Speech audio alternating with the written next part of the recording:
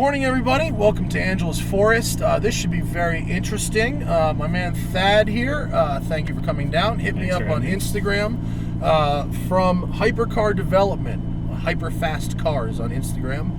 And first, you sent me a picture of a McLaren 12C that had 3 turbos on it, which I still don't understand. And that one you're still working on. I'm going to do that one later, right? Absolutely. It'll be out here in a month or two, but It's about complete. Okay, so this car is a 12C, McLaren 12C. What have you done? What has your company done with this vehicle? So this one has stock turbos. It's 837 horsepower at the crank. And really, our primary focus on everything is heat management. Okay. You'll see today you can hit it as hard as you want. We were at Willow Springs on Friday with Fast Toys Club. All day, 100-degree weather, never overheated. So how much extra cooling have you been put in this thing? This one is really on the ECU programming, but now going forward on our 800 systems, we put our coolant assist system. So we actually divorce the reservoir, put 2 reservoirs, and separate the intercooler cooling from the powertrain transmission. Okay, so there's a separate loop for that. Absolutely. Okay, neat. So in order to go from 660 crank, right? To 616. 616 crank, excuse me, to 837 crank, you have, other than separating that cooling system, what else do you have to do? We've got race cats. Okay. We do full in-canal exhaust. This has a center. Affordable. Yeah. Hey, you gotta stick with the best on these guys. Yeah. You've got, on this one, it's got a center exit style exhaust. We also do Cannon style, depending upon if you want more of a P1 look or kind of a 675 look. We also redo the rear fairing. That helps with evacuating heat from the engine bay. Wow. But a lot of it, these cars are really tamed down, and we spent 3 years on the ECU program. Wow. So it's a similar setup to what you get with the P1 and all that stuff. So clearly there's room on the table. So all right, let's see how she do.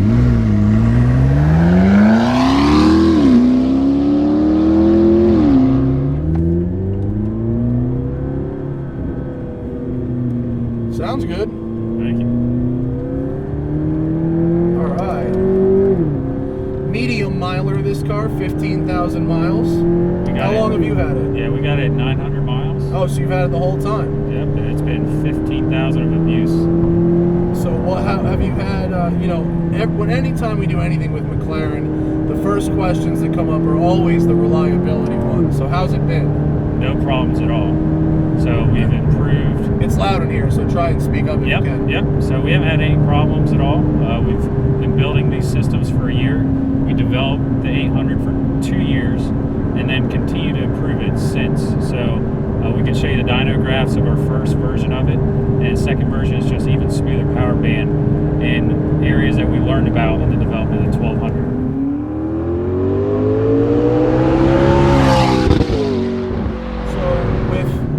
A lot of these modified exotics, the biggest issues are always the ECU tuning. Yep. Wait, hang on.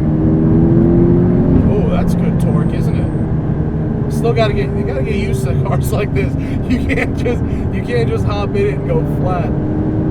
So if you said 2 years on the ECU?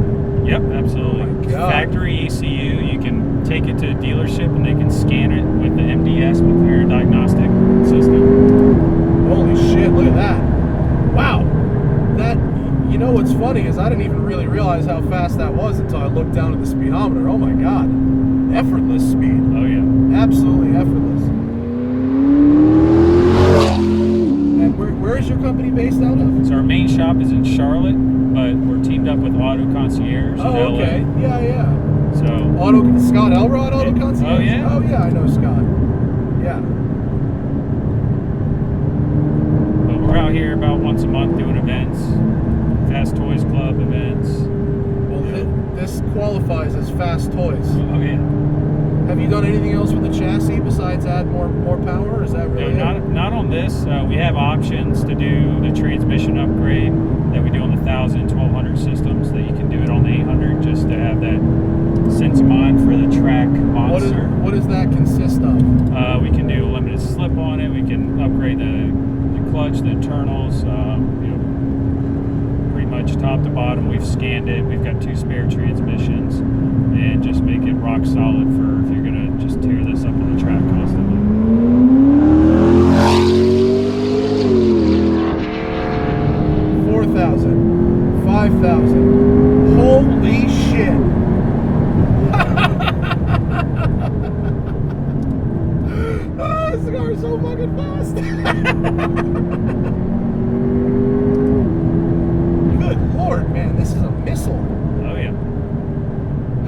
tagged one of these against an LT yet? We haven't. We did Texas Mile. What'd you run at the mile? Yeah, Texas Mile, we did 197, and that was on the old tune. And 197 in the mile is... Yeah, the stock 12C that was there did low 180s. Okay, well that's... I mean, look, a 20 mile an hour difference in a standing mile, if you can get that with just 200 horsepower, that's, I mean, I don't think people really understand the exponential curves involved with that kind of stuff. Nice knee down there, sir. Oh, yeah. You know, typically, if you want to run anywhere near a 200 mile an hour standing mile, you're talking about 1,000 horsepower. Yeah. And I think that really speaks to the efficiency of this platform, because if you can get that with only a 37, you have a very efficient drivetrain, don't you? We actually, on a road trip to Northeast, got 26.6 miles to the gallon. That's just weight and aerodynamics, huh? Absolutely. I mean, this is a very light car. This thing's not under 3, right? It's around 3. It's just over 3. Yeah. Yep. So you have a very light car, very aerodynamic, and to just maintain a speed. I mean, the engine's using 50 horsepower.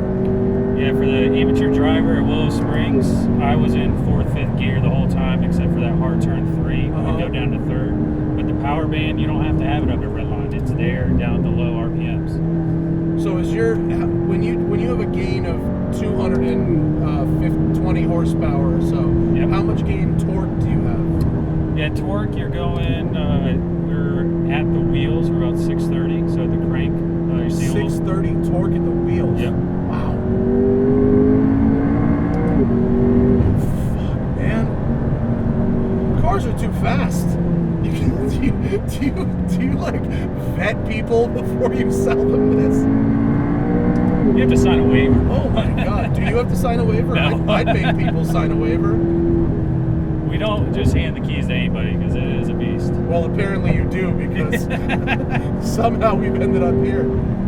Dude, how great is this road? By the way? It's amazing. This is the super secret awesomeness road. This car is insanely fast.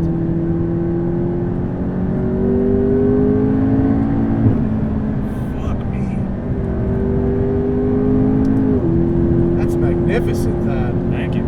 Is Thad short for Thaddeus? No, a lot of people call me Thaddeus, but I have a cameraman named Thaddeus who's doing a year in Dubai right now, and I miss him very much. It's a great name. There's not many of us. You don't forget a Thad. It's a very memorable name. I'll tell you where I do notice the difference. What year is this car? 2012. Okay, the newer gearboxes are better. Yep, absolutely. So we can do a gearbox upgrade. We didn't do it on this car. So once we get the 1200 horsepower car out here, we're going to send this back and do the more complete 800 system we have now, the coolant system upgrade. You know, this is just the standard coolant system. And also the gearbox. Pickup truck. Well, I just drove the 570 recently. Yep. Which is insanely fast out of the box. I think that car is faster than a 12C out of the box. There's a good little U-turn right here. And the gearbox was lightning. And this is very, very good, but it's the only thing that really dates this car. Yeah. And it only does it by a little bit. But you can tell. It's incremental, but you know,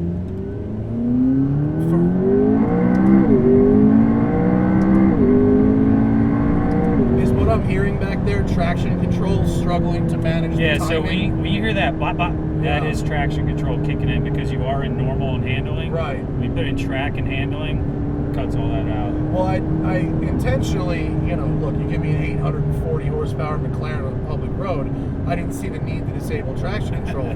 But actually, what I've learned there is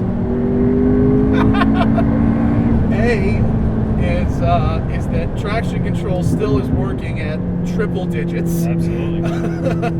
And B, although you can hear it working, it's not killing power. I mean, it's probably not putting down quite as much as if it was open, but it's not dying. Yep. And that's really what you need out of a good traction control system. Yeah, that's what we spent all the time on for, is you want to keep that McLaren essence, the active air brake, the brake steer, all that technology in the car, and just complement it. And have you programmed the traction control, or is that standard McLaren traction control? No, we invested a lot of time in ensuring that it's balanced power. We don't put too much power in first and second gear unless it's a strictly straight line driver and they want that. So for this car, it's boost by gear? Yeah, so we don't just throw, you can throw a ton of boost at first and second gear, but this car, it's so light you don't need it. Yeah. Well, at a certain point, it's just traction anyway, right? Yep. So we're partnered with Michelin, only do Michelin Pilot Sport Cup 2s, so get a lot of grip, and you see a big difference in that versus the stock Pirellis on the track. They're great tires, and I guess because this car is so light, maybe you don't chew through them as fast? No, they hold up pretty well. Whenever I drive a heavy car that's got those, I go through them really fast, but maybe with these lighter cars, not so much of an issue. But oh my God, is this thing fast? This is no joke. And you really haven't changed the overall feel. No, it feels just the same, just a little more kick. It does feel the same. It's just stupid fast though. Oh, you're gonna die, bird. You don't want no part of me today. So I mean, even though it might be contrary to your professional interests, roll with me on this. Yeah. Would you recommend a used one of these as a value proposition? I mean, or is it, you should really buy the nicest, newest one you can afford? It's honestly up to the buyer, but for the guy that, doesn't want to spend $300,000 on a brand new 650S, but loves the brand, the 12C is a steal right now. The technology. They're stupid cheap for what you get. You can get a high mileage 12C in the 140s. Yeah. And then put $30,000 in it, and you're out there with the big boys. Is that what this package is? 30? $30,000. It sounds like a lot of money, but when you're talking about a 30% bump in horsepower on a $200,000 car, it's not that far out of line. I mean, it's pretty similar to most of the other systems out there. A twin turbo kit on a Huracan is 50. Yeah. And that's there's a lot of hardware involved in that. I cannot believe how fast this car is. Oh, it's fantastic. Well, you said this one's been reliable, but wait, hang on. Oh my God. What a great car. Thank you. I need a drink after this thing. And it's pretty effortless. I mean, I don't know why you'd want to, but you could go slow in this thing. And that's the whole thing. Surprisingly, I would say a large percentage of McLaren owners like the daily drivability. So that's why we didn't just go cranking up boost in every gear. It's nice, smooth. We test drive it in traffic in Charlotte. We test drive it in traffic in LA. And we want that daily drivability, but the ultimate sleeper when you want to hit the road. How's Charlotte as a market for McLarens? That seems like an odd place to be modifying English supercars. The market for McLarens, there's not a dealership, but the resources. It's Race City. I mean, all the companies we work with are throwing distance from the shop. I'd say the only other area that you really have that amount of resources is Indianapolis. Or Southern California. Yep.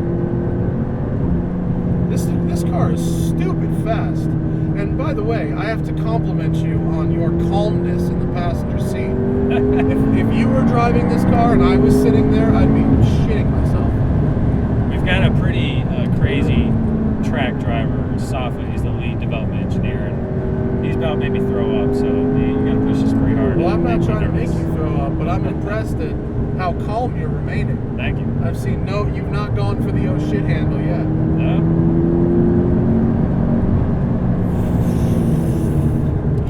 The torque is just crazy.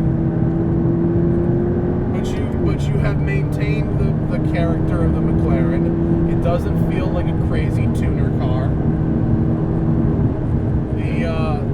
The water temp is right in the middle, hasn't moved. And I've been above 4,000 RPM this whole time. It's 90 plus degrees out here. Yep. We're at altitude. We're about 4,000 feet. And oil and water temperatures are dead on the stick in the middle. And that's Does not even... this have an accurate gauge, or does this have one of those make you feel better gauges where it doesn't move at all until it's about to overheat? It's very accurate. We're at Willow Springs. There's a 12C out there that overheated, and these cars will go into limp mode. Oh, okay. When they overheat. But yeah, that's heat management with these small displacement engines has always been a big topic with the track regulars, and so that's why we added that coolant assist system to just keep that ease of concern and worry there. Do you find most of your customers do go to the track with their cars? Yeah, McLaren probably has the most track enthusiast community, but it's honestly depends on where you're at. I think San Francisco, LA is probably the larger track going community. Texas, I think, is more straight line. Yeah, of course. And then East Coast, it's very hit or miss. Well, that was really impressive. Thank you. Thank you for bringing it out. Hypercar Development, hyperfastcars.com. Yeah. You should go to their website. Do you have pictures of that 3-turbo car on there? Yeah, it's just go to their website just to see the pictures of this thing with 3 turbos on it. Because can I drive that when it's done? absolutely. That seems like you're gonna have to take a whole other video to explain to me how that works. But this is really fast. Still feels like a McLaren, and it makes the value proposition for a used 12C even stronger. It really does. Thanks for coming. And thanks for watching, man. I appreciate all of y'all out there. See you later.